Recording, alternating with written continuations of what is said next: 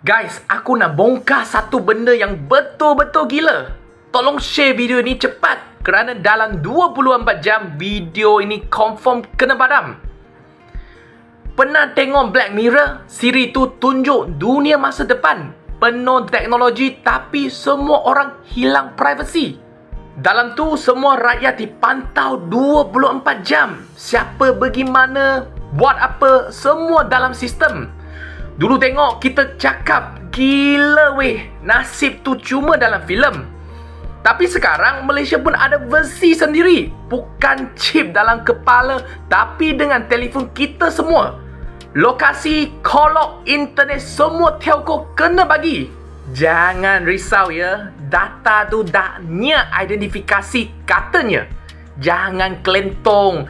Kalau dah ada lokasi, IP, masa dan tempat, memang senang je nak tahu siapa. Hari ini guna untuk statistik, esok untuk keselamatan negara, lusa entah-entah untuk pantau pemikiran rakyat.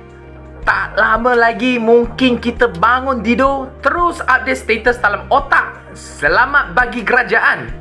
Guys, ini bukan soal percaya atau tak percaya kerajaan. Ini soal prinsip. Tak kira siapa memerintah, data rakyat bukan hak sesiapa. Saya Abang Teh dari Segamat. Suara rakyat sentiasa jadi keutamaan.